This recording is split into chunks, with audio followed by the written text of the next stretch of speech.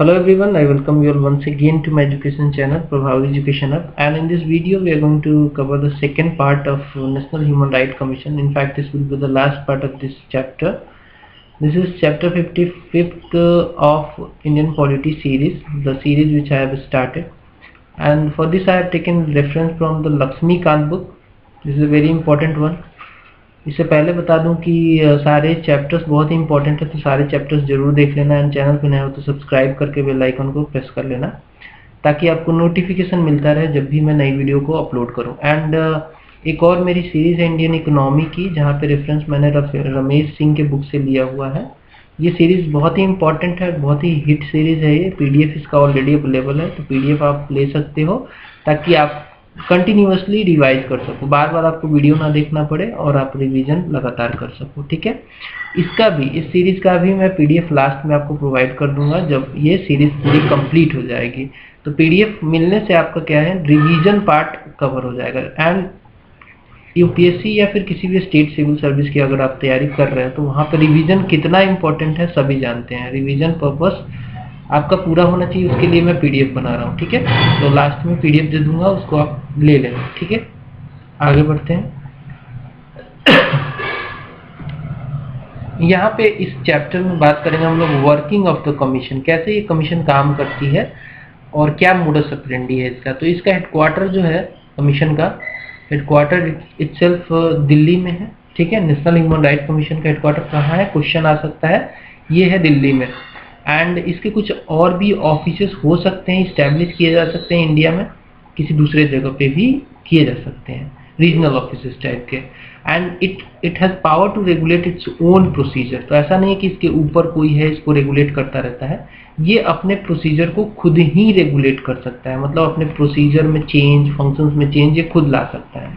इसके लिए किसी दूसरे बॉडी की जरूरत नहीं है, किसी के अंडर काम नहीं करता है। एक ऑटोनोमस टाइप का ये बॉडी है जो कि काम करता है, अपने प्रोसीजर्स को खुद ही रेगुलेट कर सकता है। It has a power just like civil court. Civil court के जो भी पावर होते हैं जुडिशियल प्रोसीडिंग से रिलेटेड, इसके पास भी सेम पावर होता है। ठीक है, and it has its own nucleus of investigation staff.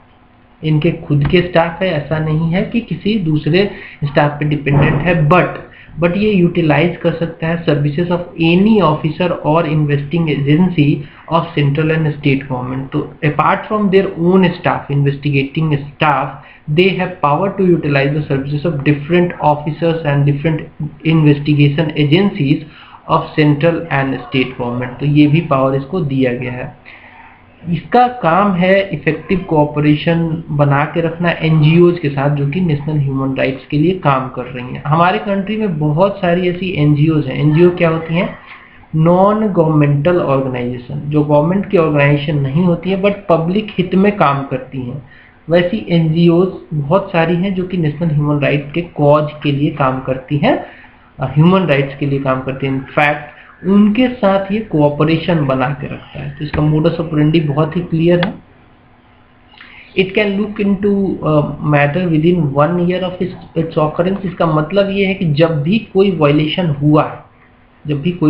हुआ है किसी भी ह्यूमन राइट का, उस पार्टिकुलर डेट से अगर 1 साल से ज्यादा हो गया तो एनएचआरसी वहां पे इंटरफेयर नहीं कर सकती है। बहुत ही सिंपल है, मतलब जब भी कोई भी वायलेशन हुआ है उसके विदिन 1 साल में इसको पावर है कि उस मैटर को लुक इनटू कर सकती है, उसके बाद नहीं। Next, any of the following steps during और upon the completion of an inquiry. तो ये इनमें से जो अभी मैं बताने जा रहा हूँ, इनमें से कोई भी स्टेप ले सकती है जब भी कोई इंक्वायरी ये कर रही है, कंप्लीशन हुआ है या फिर उस फेज में है इंक्वायरी में, तो उसमें कभी भी ये स्टेप ले सकती है। वो कुछ इस प्रकार से है, ये रिकमेंड कर सकती है कंसर्न गवर्नमेंट और अथॉरिटी को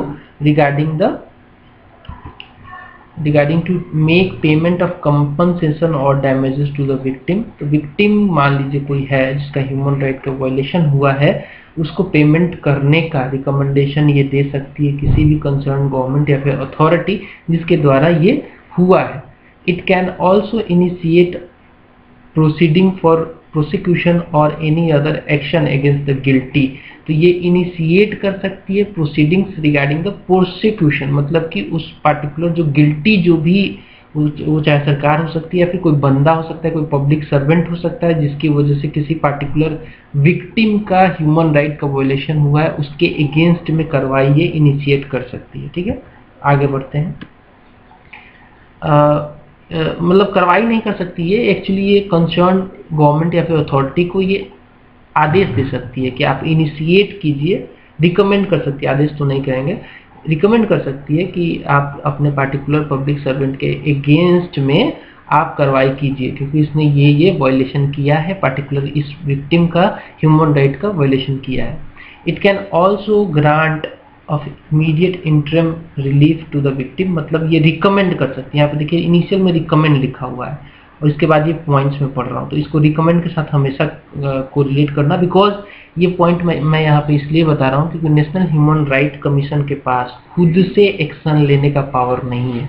ये हमेशा पर्टिकुलर कंसर्न गवर्नमेंट या फिर अथॉरिटी को रिकमेंड करती है कि आप या तो पैसा दे दीजिए जो विक्टिम है, जो गिल्टी है उसके ऊपर कार्रवाई कीजिए, या फिर कोई इंटरिम रिलीफ दे दीजिए विक्टिम को, ये सारे रिकमेंड करती है ये। It may also approach the Supreme Court और High Court of the concerned state for the necessary directions and orders and writs, तो ये सीधा अप्रोच कर सकती है सुप्रीम कोर्ट को, हाई कोर्ट को, ताकि वो जो उनका रिट ज्यूरिडिक्शन का जो पावर है या फिर जो डायरेक्शन वो दे सकते हैं वो तुरंत दें, इसके लिए अप्रोच कर सकती है नेशनल ह्यूमन राइट कमीशन। कहने का मतलब ये है कि नेशनल ह्यूमन राइट कमीशन के पास खुद का पावर नहीं है कि किसी भी विक्टिम को वो सेफगार्ड कर सके, वो सेफगार्ड करती है थ्रू द रिकमेंडेशंस, गवर्नमेंट्स को या अथॉरिटी को रिकमेंड करके वो सब सिक्योरिटी करने की कोशिश करती है। नेक्स्ट है role of commission. So the mainly इसका जो रोल है नेशनल ह्यूमन राइट कमीशन का वो रिकमेंडेटरी नेचर का है, रिकमेंडेशन करता है। वो भी जो रिकमेंडेशंस है दे आर नॉट बाइंडिंग। कहने का मतलब है कि जो रिकमेंडेशन है उसको ऐसा नहीं है कि सरकार को फॉलो ही करना है, अथॉरिटी को फॉलो ही करना है, वो चाहे तो नहीं भी कर सकते, but it should be informed about the action taken on it's recommendation with in 1 month। जब भी कोई रिकमेंडेशन देता है नेशनल ह्यूमन राइट कमीशन किसी भी पार्टिकुलर गवर्नमेंट को, अथॉरिटी को, तो अथॉरिटी को कंपल्सरली विद इन 1 month में रिकमेंडेशन जब भी आया तो अपना क्या एक्शन लिया वो बताना पड़ता है। ठीक है, this is one of the binding thing, but जो रिकमेंडेशन बाइंडिंग नहीं है। नेक्स्ट देखते हैं। It has limited role, powers and jurisdiction with respect to the violation of human rights by the members of armed forces. देखिए armed forces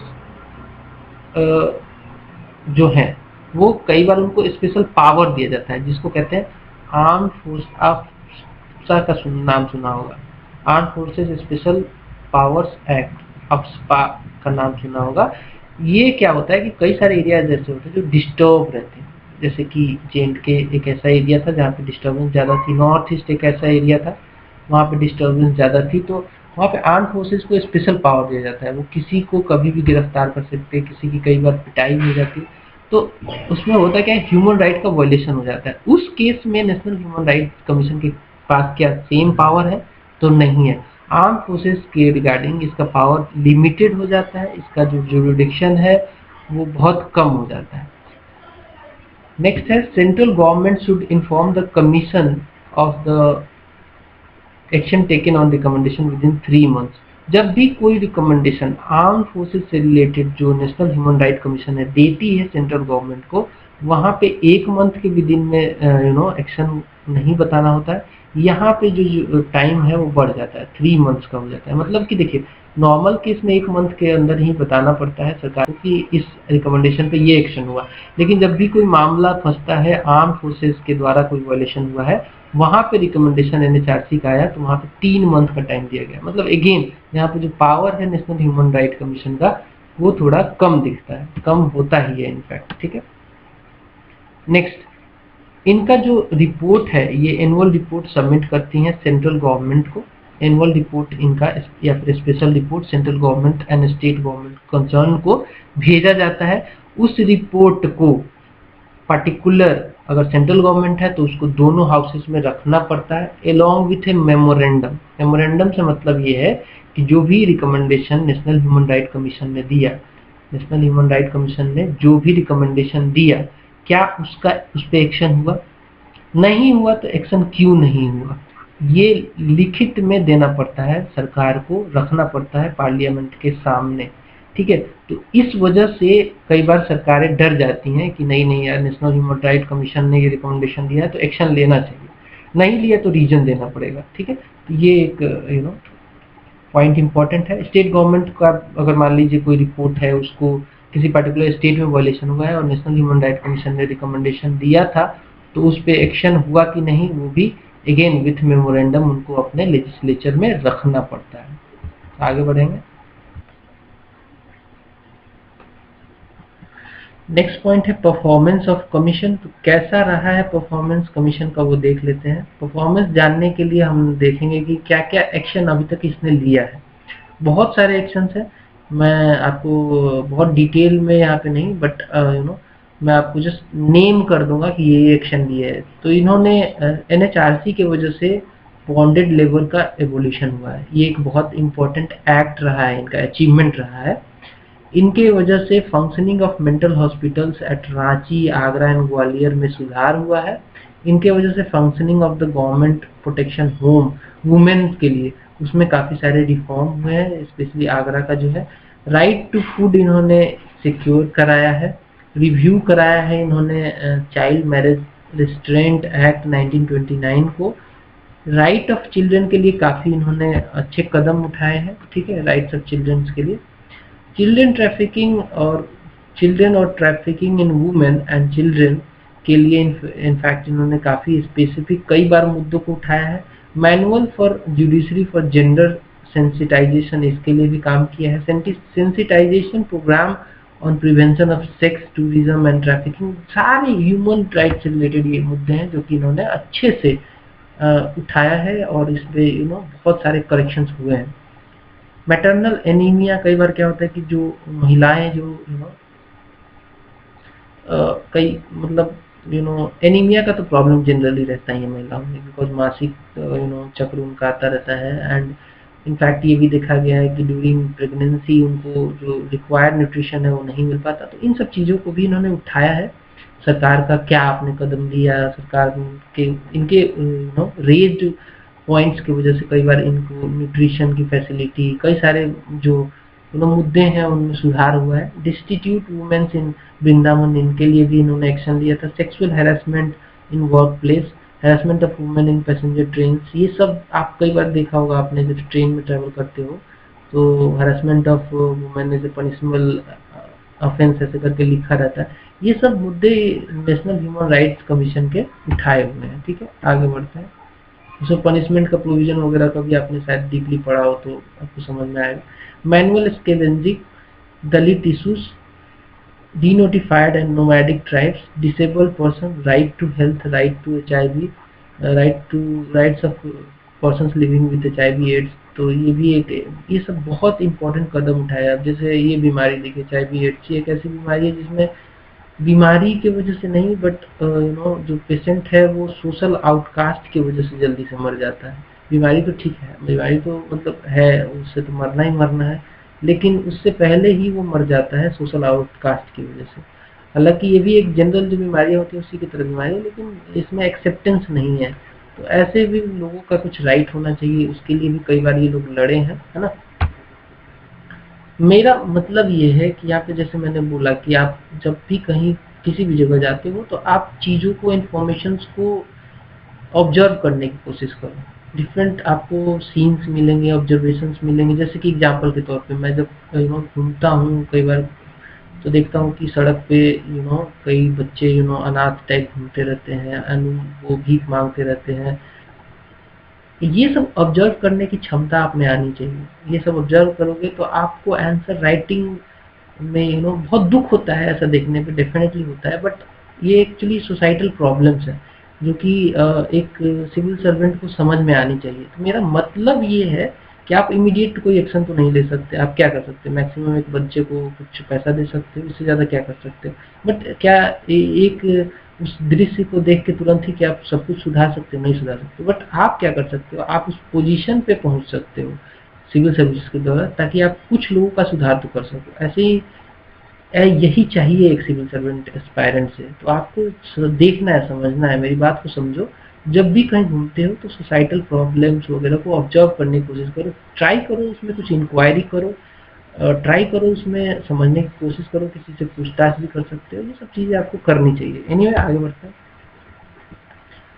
relief work जो 1999 उड़ीसा में cyclone आया था उसके लिए भी एक्शन लिया था इन्होंने। गुजरात अर्थक्वेक जो भुज में आया था 2001 में, उसके लिए भी काफ़ी उनके उस समय ह्यूमन राइट काफ़ी एक्टिव था। Population policy development and human rights, protection of human rights in areas of insurgency and terrorism, misuse of power of arrest by police.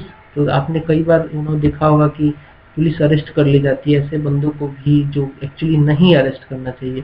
In fact कई बार सेल्स में देखा होगा आपने, जो पुलिस के जो कारावास होते हैं उसमें बहुत ही इनडिफरेंट ट्रीटमेंट किया जाता है। कई बार रेप्स हो जाते हैं, कस्टोडियल रेप्स, डेथ्स, टॉर्चर वगैरह भी होता रहता है। तो उसके लिए भी इंटरफेयर किया है हमारे ह्यूमन राइट कमीशन ने कई बार। इन्होंने एक बार इंटरफेयर किया था कि जितने भी स्टेट हैं वहाँ पे ह्यूमन राइट सेल्स होने चाहिए, तो उसके बाद बने सेल्स। सिटी पुलिस हेडक्वार्टर्स में भी स्टेट की सिटी पुलिस हेडक्वार्टर में ह्यूमन राइट के सेल होने चाहिए। कस्टोडियल डेथ वगैरह पे इन्होंने इंटरफेयर किया, रेप, टॉर्चर, जैसे कि कोई महिला है और उस पर आरोप है और वो सजा मिली, उसको कारावास मिला और उसके साथ रेप हो जाए, तो ये इससे घिनौना कुछ भी नहीं है, ठीक है। Then Geneva convention, Geneva convention related है प्रिजनर ऑफ वॉर से। अभी कई सारे इंसिडेंट हुए, जैसे कि कुलभूषण यादव का केस है, वो जेनेवा कन्वेंशन के हिसाब से डील करना चाहिए।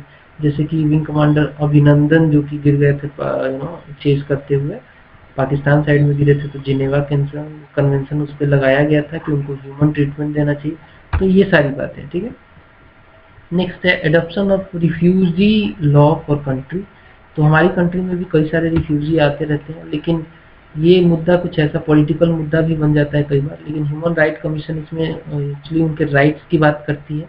भले रिफ्यूजी क्यों नहीं है, हमारे रिसोर्सेज का यूज क्यों नहीं कर रहा है, लेकिन एटलीस्ट उनको ह्यूमन ट्रीटमेंट तो मिलना ही चाहिए, ठीक है। आगे बढ़ते हैं। Constitution with NGOs and experts specialist on human right issues. तो ये एनजीओज के साथ मिल के काम करते हैं।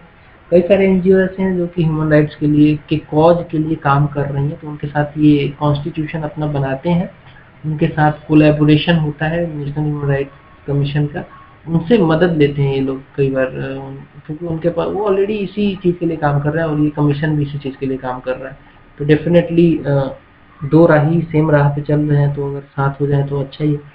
So that's all from this video. I hope कि आपको पसंद आया होगा नेशनल ह्यूमन राइट कमीशन। याद करने वाली बात इसमें बहुत ज़्यादा नहीं है, बात यही कि स्टैट्यूटरी बॉडी आपको पता होना चाहिए, और जो कॉम्पोजिशन में कौन चेयरपर्सन होते हैं, क्या उनकी क्राइटेरिया, एलिजिबिलिटी, ये सब पता होना चाहिए। बाकी वर्किंग तो आप जनरल है कि मतलब ह्यूमन राइट के लिए ही काम करते हैं, क्या क्या अचीवमेंट है इनका जनरल आपको मेंस में लिखने में यूज हो जाएगा। दैट्स ऑल, बाय, मिलते हैं अगले वीडियो में, नमस्कार।